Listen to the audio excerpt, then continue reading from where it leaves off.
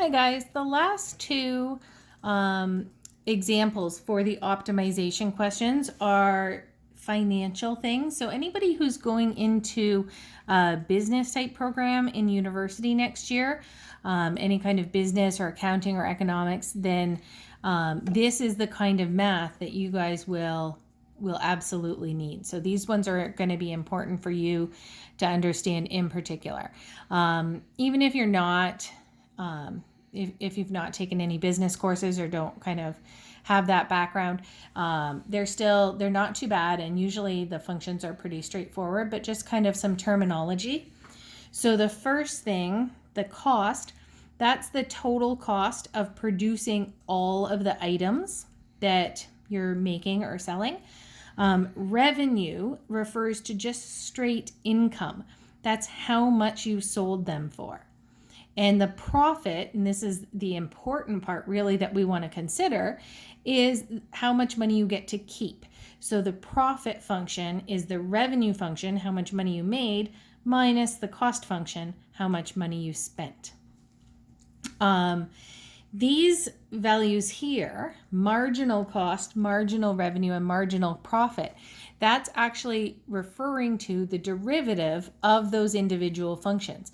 It means how much does the profit or cost or revenue change when you increase the number of units. So it's a rate of change, that those marginal functions. So they would be the derivative of the kind of corresponding cost, revenue, or profit functions. The last thing, if you see break-even point, that's going to refer to where the revenue and costs are equal and the profit is zero. So the first one of these examples is with a cost function, and this is for X number of bikes to produce. So a mountain bike company finds its cost function is C at X equals 0.25x squared plus 8x plus 3250. So this looks like ridiculously easy to find the derivative and solve because it's a parabola. But this is the total cost function.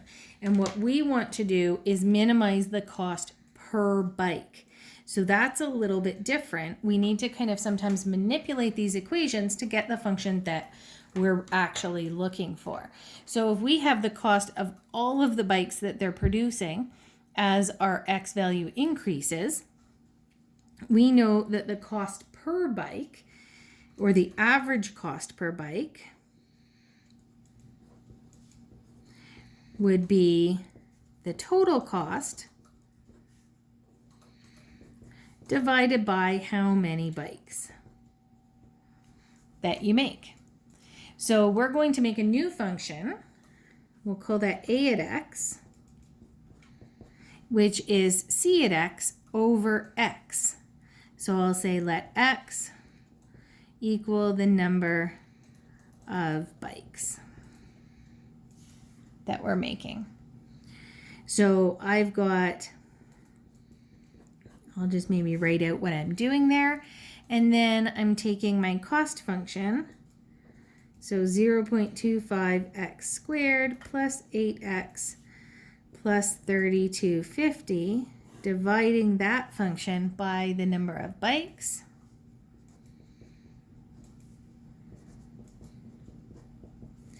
So 0.25x plus 8 plus 3250 times x to the negative 1. So there's my average cost function. So that's the average cost per bike, depending on how many bikes are produced. Presumably, if you don't make very many bikes, the cost per bike would be very high because you would have a lot of overhead costs.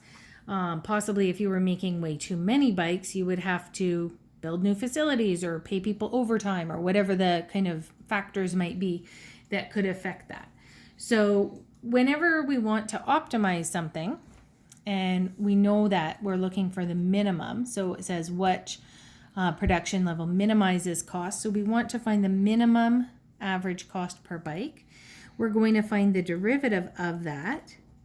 And just a note here, please make sure that you are showing the difference between the original function to when you take the derivative. That notation is really important.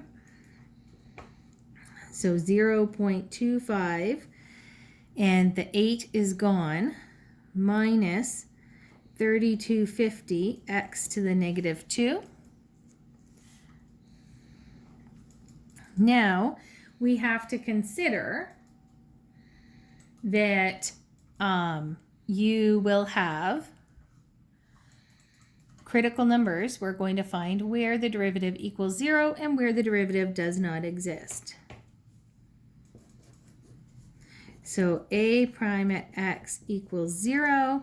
That we're going to set this function equal to 0. 0.25 equals 3250 over x squared.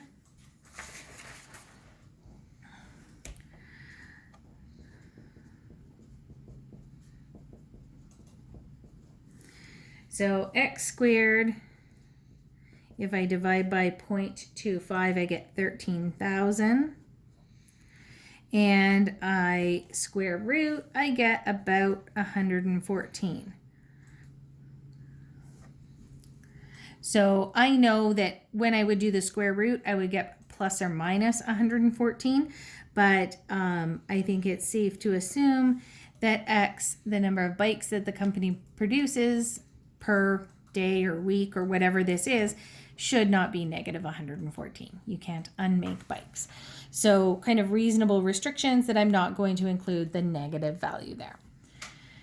The next kind of restriction we want to look at for our critical numbers is where the first derivative does not exist. And I started writing equal sign, but it's DNE.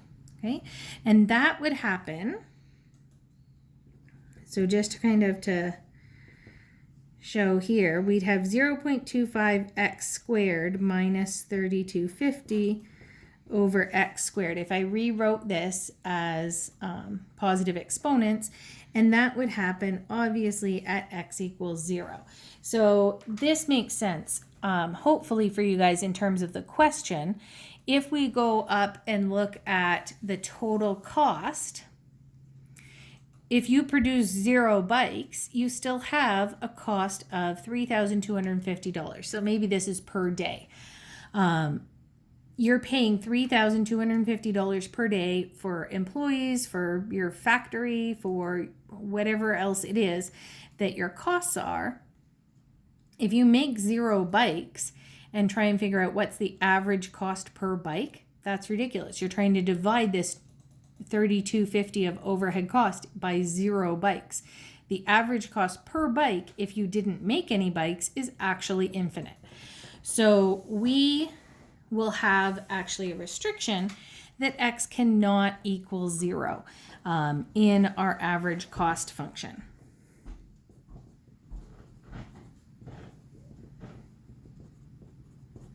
This is probably a good time to take a look back up here at my average cost function here and say, what are the restrictions on this? And what the restrictions are is x is greater than 0. I know I can't have x equal to 0 because it's on the denominator, and I also can't have x be negative because x is how many bikes I'm making. So that x equals 0 is not admissible, and the negative of this square root when I took that square root also not admissible. So the only actual point I need to check here is that 114. This gets a little tricky because how do we actually know whether that 114 is a maximum or a minimum?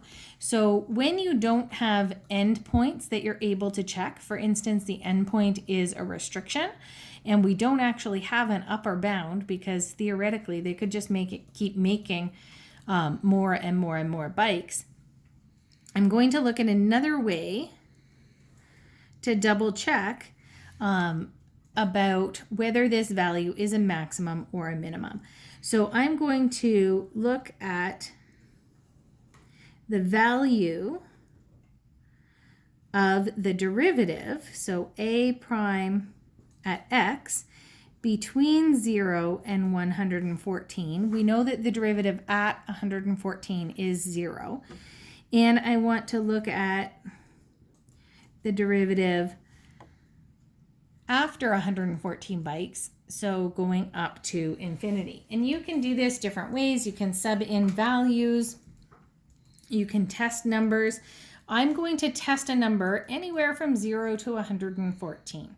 I'm going to test 1 because that's pretty easy. If I substitute a 1 into this function, then I'm going to have 0.25 minus 30,250. That's negative. I don't know what it is, but I know it's negative. So I know that the derivative in this interval here is going to be negative. Okay, and then if I substitute in a number bigger, maybe I'll substitute in 200. So on my calculator, I'll say 0.25 minus 3,250 times 200 to the exponent -2. I get a positive number. So it's positive here. So remember, a negative derivative means that the function is decreasing.